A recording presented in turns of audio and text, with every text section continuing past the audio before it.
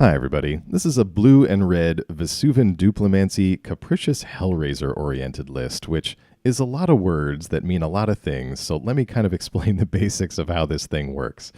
We want to get down Capricious Hellraiser after having gone through the early and mid game, spending a lot of cards and doing a lot of things down here, and then using the Capricious Hellraiser to get even more value out of them in the late game by casting things for free for us.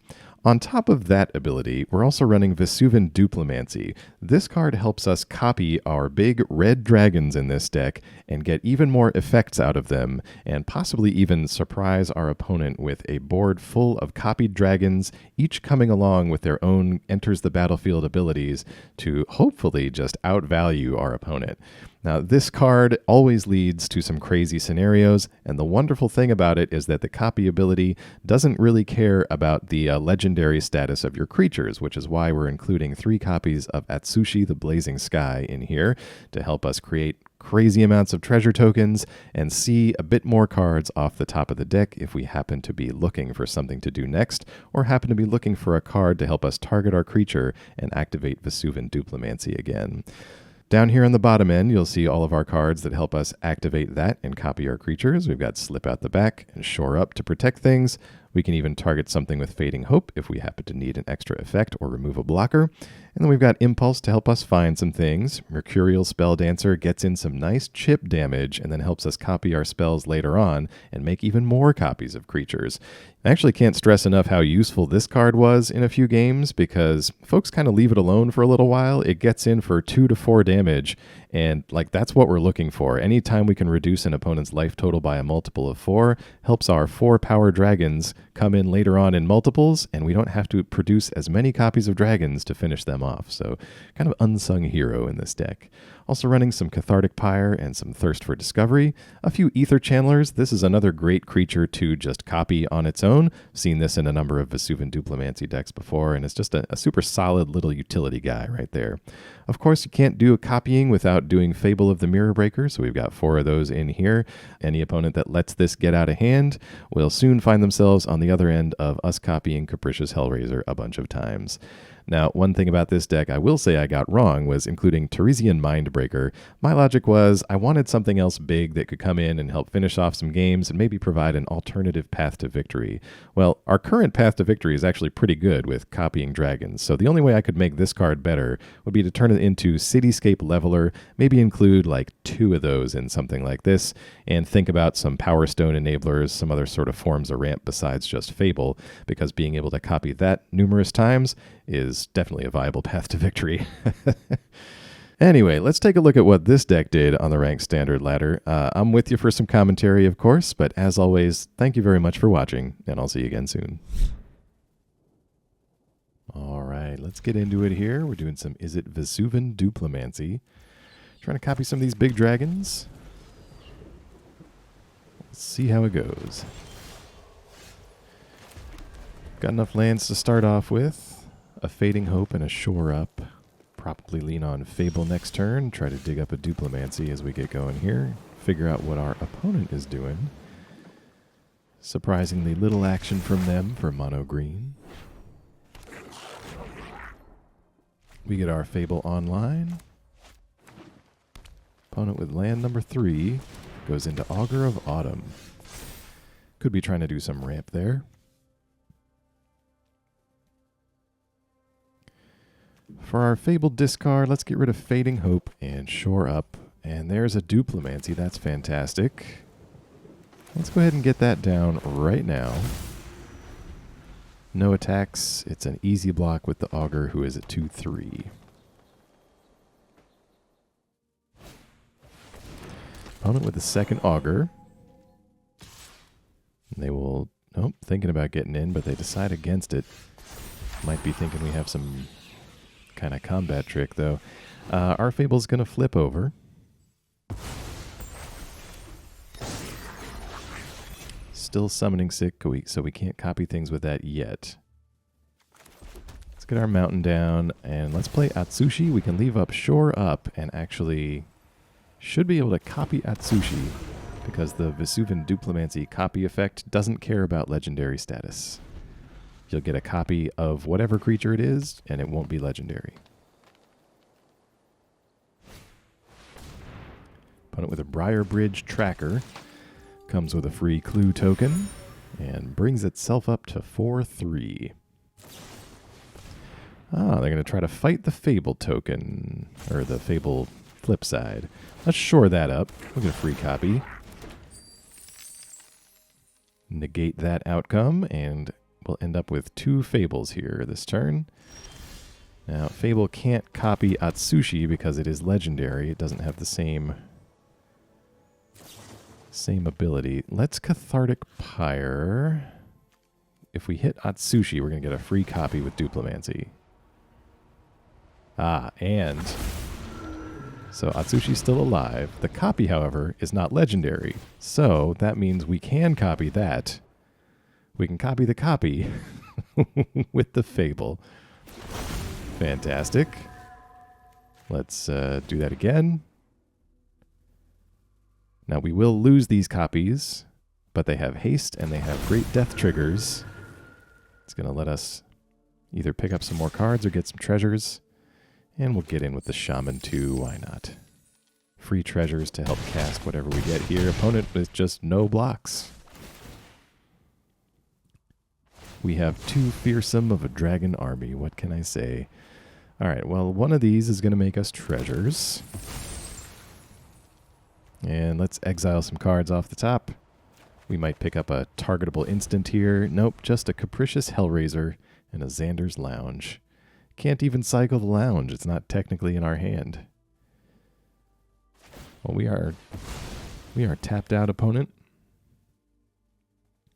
Opponent sacrifices the clue. All right, they're going to go Azusa's Many Journeys here. Be able to put down another land. Nope, they're just going to use their land's ability to draw a card. All right, well, we've got enough flyers. That is game. Good game. Ooh, one lander. Cannot keep this.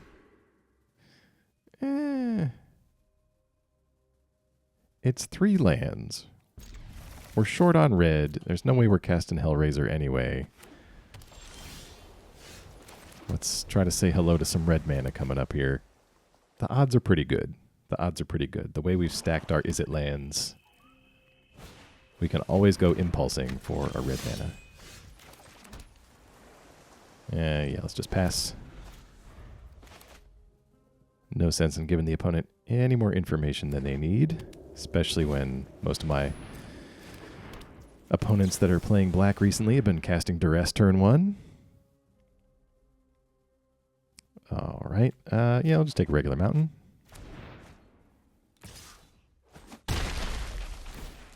Opponent gets in with an underdog, and Wedding Announcement will make a human. We pick up a Fable, so let's get that going. We might be able to exchange some of these thirsts for something else. Opponent attacking with the underdog. I think we'll just take this for now. Try to retain the ability to get a treasure out of this shaman. Well, definitely discarding 2 of these thirsts if we can get a third. All right, we got lands. Up to 4 mana now. Could be 5, but there's not too much to do with it. Let's get in anyway. If they decide to block, that'll at least help control the token population on that side of the board before it can get out of control, as a Wedding Announcement will flip next turn. Yep, let's just end it there. We've got options to do Thirst, or we can do Cathartic Pyre. Oh, Kaido comes down for our opponent. Hope you're ready for some mind games. Let's see what they do. They're going to go for a Denic. I think that's all right for now. And, yep, they choose to just go to attacks first, but let's Cathartic Pyre. Get rid of Kaido before he has the chance to use any of his abilities or phase out. An even better play there would have been to use the Pyre while Denic was on the stack, but, you know, close enough. We're going to Thirst. Let's get rid of that island. Just digging for something a little more beefy in here to do than just these Fable tokens. These kind of little 2 and 3 drops we've got going in our hand.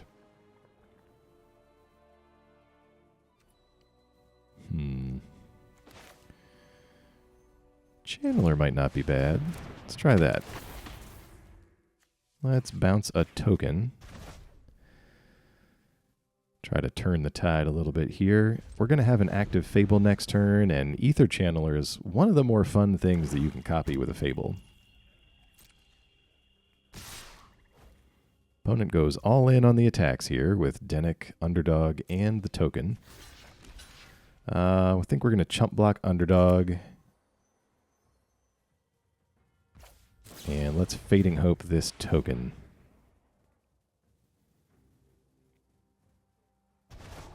And we got to slip out the back on top.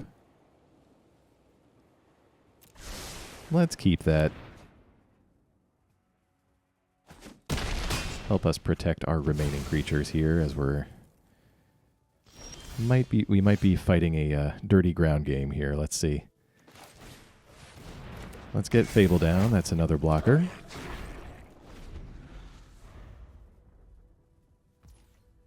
And let's just pass to attacks here.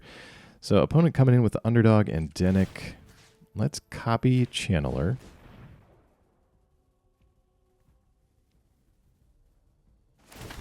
All right, new Channeler comes in. We will bounce Dennick. If we bounce the Underdog, they'll have the option to just blitz it anyway, and I kind of want to avoid that since we're pretty close on cards in hand. Don't want to get too much of an advantage for our opponent. And now we'll block the leftover with this token that's going to die anyway at the end of this turn. Opponent's going to replay Dennick.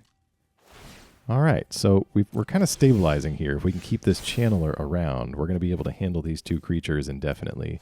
Let's discard these 2 cards, Island and the Spelldancer. We pick up Duplimancy, which is great. That will enable even more shenanigans. Now we are at 6, so we do need to keep ourselves safe, but let's just kind of see what they do here. This will give us a little extra mana. If we can attack with our Shaman and get a token out of it, get a treasure token, we'll have 1 mana up for Slip Out the Back, which is great post Duplimancy. All right, they're going to use Eganjo, Seed of the Empire. So that's 4 damage to the Shaman and takes that down. Well, we got the treasure that we wanted, so let's get Duplimancy down. Now we've got 2 mana up, so we can Slip Out the Back and get a copy of something, and we can also Fable and get a copy of something. Opponent gets in again with the same 2. Well, let's repeat that plan. Channeler. The new Channeler will bounce Dennick. And the new Channeler will then block the remaining Underdog. And we stay steady at 6 for now. Opponent's going to replay Dennick. And that's it. Okay. All right. Well, good news for us. Our Hellraiser is now only 3 mana. As we flip over our second Fable. So let's play this Hellraiser. Hurts a little bit. It's going to take us to 5 from the Reef. We can choose Thirst, Pyre, or Impulse.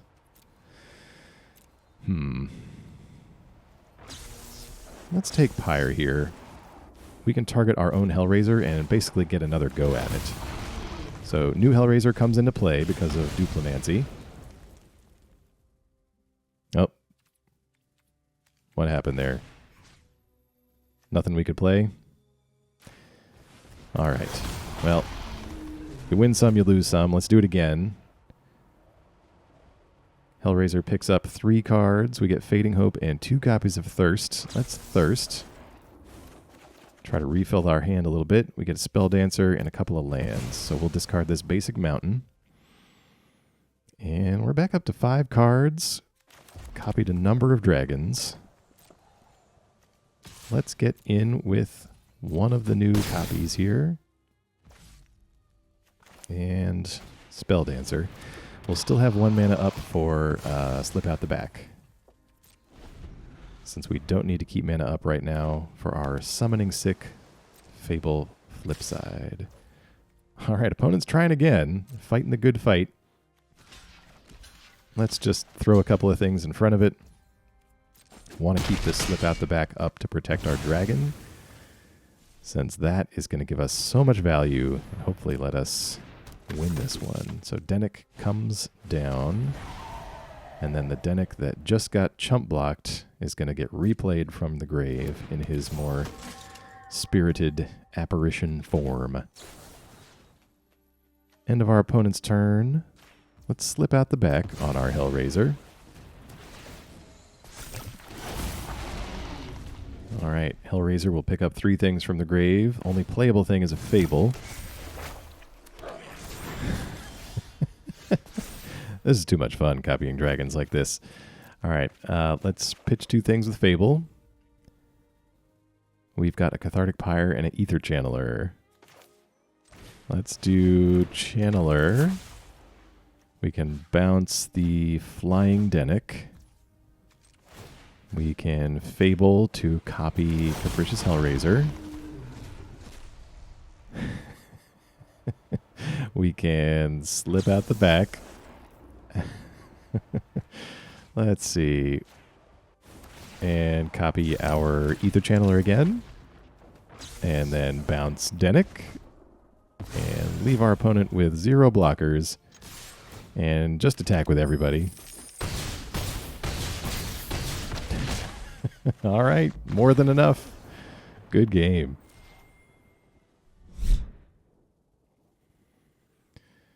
All right, this is keepable. It's not fantastic, but when do my decks have fantastic opening hands? Just kidding. All right, we've got a few Xander's Lounge here to take care of our multicolored land requirements. Got the option to Impulse here and sort of look for one of our pseudo combo pieces in Vesuvan Duplimancy or one of our dragons. Channeler is solid. Let's take Channeler. We're not quite ready for a Hellraiser. We haven't dumped enough stuff into our graveyard. Fable can help a lot with that, though. Opponent buying our token. They're going to Excavation Explosion, so that nets them a Power Stone. Let's discard this Lounge. We got Atsushi now. Just the Lounge, I think. Play out this Is It Land? And let's just play Atsushi here. If it dies, that's okay. We do get a little bit of a benefit from its death trigger. I was debating whether or not we should wait and try to keep up 1, but with this tap land, we might be stuck with that. All right, so opponent with a Might Stone and Weak Stone. That's going to take Atsushi from the sky. Let's take a look at the top cards and see what we got. Just a land and a shore up. So our Fable will flip over, play out this island, and let's Aether Channeler here. Draw a card. And let's just pass. Yep, we're going to lose that shore up, but that's okay. Keeping up the ability to Impulse here. Opponent with a Phyrexian Fleshgorger. I see the Power Stone's probably going to play some full-price prototype creatures here. Let's Impulse and see what we can find. I think it might be Hellraiser time now. Not enough stuff in the graveyard to get that discount, but we're very close to just being able to hard cast it for 6. Let's see. All right, let's copy Aether Channeler with Fable. Channeler comes in. Let's bounce the Fleshgorger. We're going to have to pay 7 to do it.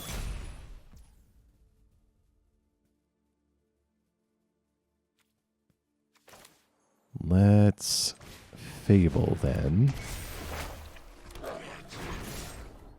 And we'll get in with our 2 tokens. All right. This might be crazy. We're trying a tempo line here against this creature that we really can't deal with otherwise, and I don't know if we have the resources to like keep blocking it every turn. All right. Fable. Let's discard Shore Up and Thirst. We get Fading Hope. Okay.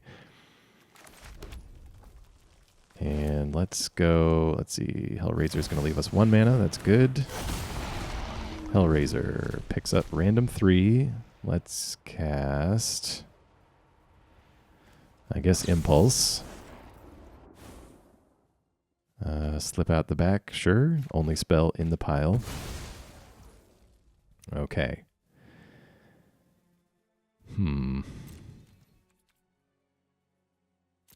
All right. Change of plans. All right, we got a Hellraiser on board. We can start copying it with Fable. Okay. Opponent with a Flesh Gorger.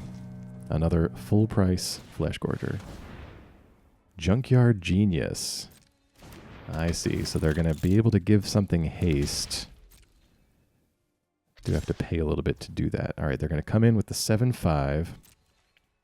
Do we take it or we try to double block something here? Let's... Who else we throw in there? The Goblin token. Let's double block with the Hellraiser and the Shaman.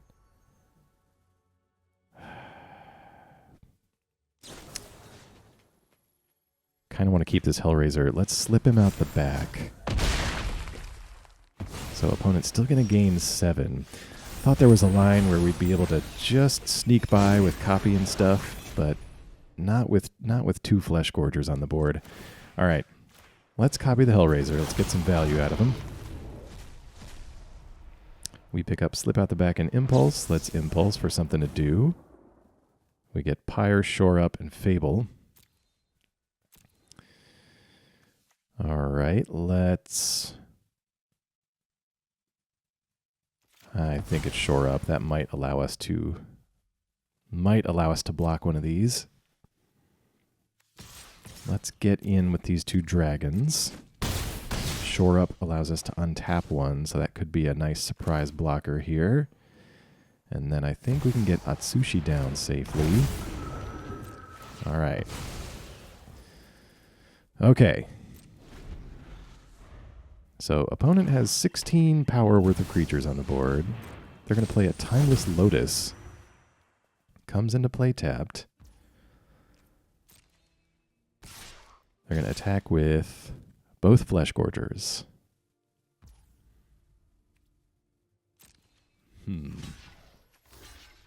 All right, let's attempt a double block on this one. And we'll just let the other one through. These Flesh Gorgers are making a race scenario very tough for us. Okay, so one of them down. Atsushi's going to trigger. Let's take a look off the top. We get a Duplimancy and an island. Well, we may be able to make enough dragons. We might need just one more turn here. We might be able to make enough dragons to surprise this opponent. So let's get out Duplimancy. We've got 2 targeting spells. Let's just pass it there for a second. Cityscape Leveler. All right, well, in response, we will shore up the target of that. They're going for the Hellraiser. Thanks to Duplimancy, we get a free copy. And then a free Thirst from that. So we draw 3, we get a second Duplimancy. Well then, let's discard 2 of these lands. Our creature gets shored up, dodges the trigger from the leveler. But they do get a leveler into play. Okay, they're going to use the Genius, sacrificing a Power Stone to give the leveler haste. Let's see then. I think in that case it's Fading Hope on the leveler because they shouldn't be able to recast it. At least right now. We're trying to squeak out a tempo-y, combo-y win here. All right, they will attack with the 8/5 Flesh Gorger. Let's copy Hellraiser with this Fable. And that will pull up 3 random cards from the grave. Huh. So we get Shore Up. All right, well, might as well target this dragon, and then we're set up to start making a bunch of dragons, getting a bunch of value. We should be able to chump this for... Okay, great. Good game. All right, it's a 2-lander, but I think it's keepable. We've got a island to start us off into Shivan Reef, which can then get down the Spelldancer. And we just picked up another land. That's perfect. So let's get Spelldancer going. See if we can invest and get some counters on that. Maybe copy a spell later. Maybe attract some attention. Opponent taking a look at that card. All right, opponent with a Spirited Companion. Let's play land number 3. We will get in because it is unblockable. Fable then from us. That is a non-creature spell, and so adds an oil counter to the Spelldancer. Spelldancer needs 2 counters on there and has to hit the opponent before it will let us copy something for free. Lauren of the Third Path comes out and takes care of our Fable. All right, well, let's just swing in here. These are both expendable early game creatures for us. They've done their job, though. They get us to 4 mana, so let's get Vesuvan Duplimancy down. That also triggers Spelldancer. All right. Now just need to get something down there that's worth copying.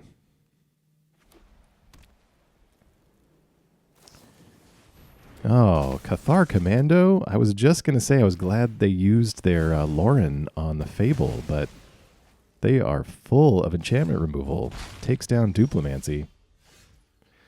We pick up an Impulse. 4th land would have been nice there, but at least we're winning the damage race so far. We're going to hit our opponent for another 2.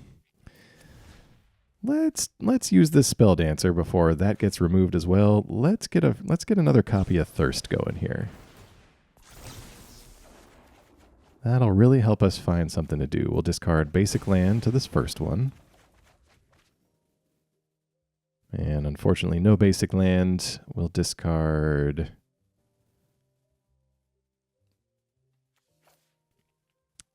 Impulse, no. We don't need the Thirst for sure. Let's see. We got 2 Impulses, though, so let's get rid of that one. Right? No, Cathartic Pyre. Impulse a little bit better than Pyre right now, since we still don't have a good target until we get Atsushi down. I just like Impulse better. Elsbeth Resplendent. Adding that one to the list of cards I should make a deck around. Love that -3 ability. Go looking for a permanent. Put it into play with a shield counter on it. Opponent finds Ossification, which is going to swallow up our Mercurial Spelldancer. All right, finally getting the lands now. Let's get down Atsushi. We can protect it with a Shore Up. We're going to need to address Elsbeth here before our opponent can get too much value out of it. Opponent going to try to Ossify here. They target our creature. We will shore it up. Negate that effect. Opponent going with a Restoration. That is a good combo with these 2-cost cards that we've seen so far. If we had the ability to get rid of Ossification in here, that would be a great way to get it back. Let's do this together. Opponent putting a counter on the dog. Passes it on back. Okay. Let's try to get in at Elsbeth. Elsbeth down. That's good news for us.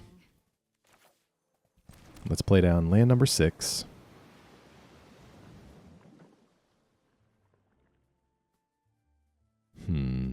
Let's get Aether Channeler going. And we'll just draw with it. That's another nice card to have if we can ever start copying things. Remove some troublesome permanents that these colors kind of have trouble dealing with. So opponent does nothing with the second chapter of Restoration. They're going to lay down arms on Atsushi, who gets itself exiled, but we gain a little bit of life. And then they're going to follow up with a wedding announcement. Attacks with the dog. We're at a healthy 21. Let's just go ahead and take that. And they will get a human token at the end of their turn. Good time to fire off this Thirst. Discard a basic land. We get another Atsushi, and then our draw is Xander's Lounge. So we'll play this land. Let's get Atsushi going here. Another way to dig towards Capricious Hellraiser and Duplimancy. Their Restoration will flip over, so they got a 3/4 now. And then Sanctuary Warden. All right. We're going to need some help, deck.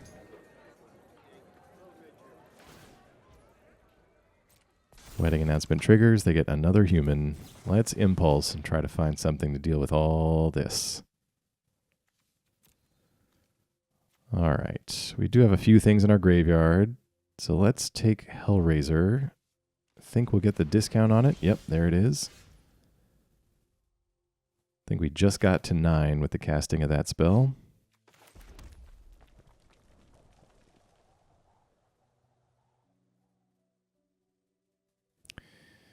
All right, let's start the show. Let's get Hellraiser going. Plucks 3 from the graveyard. Oh, the Duplimancy that was removed too early. We will poetically put that into play. Oh, look at that. That is a nice token permanent we get out of that. Haven't seen that before. That's interesting. Oh. Opponent with a Sanctuary Warden number 2. Looking like they take a counter off the dog. Okay, so they get another human and draw a card, and then plays a secondary dog, draws another card. Very wide board we're going to have to deal with here, and both of those wardens are bigger than the biggest creatures in our deck, which are currently on the board for us. Sanctuary Warden attacks alone. We will take that and go to 14. Opponent draws another card and makes another human with that. Well, let's... Yeah, I think it makes sense to Impulse first here. Let's Impulse. Okay, Pyre, we'll take that. Let's Pyre on Hellraiser. Yes, we're sure. You should know me by now, Arena. Hellraiser, ooh, picks up a Shore Up out of the graveyard. That's good. We'll Shore Up the Hellraiser. That creates a copy, gets another trigger. We get Pyre, Impulse, and Thirst. Let's Impulse. There's another Duplimancy. And finally, Pyre goes off. And we get a Slip Out the Back. All right. Let's get Duplimancy number 2 down. That'll leave us with... Yep, looks like enough mana to do some things. Slip Out the Back. Put a counter on it and phase it out. Wait a minute. Let's phase out. That's their only flying blocker. Wait a minute. We'll just attack for 16 and Xaxes? Oh my goodness. We almost missed that. Good game.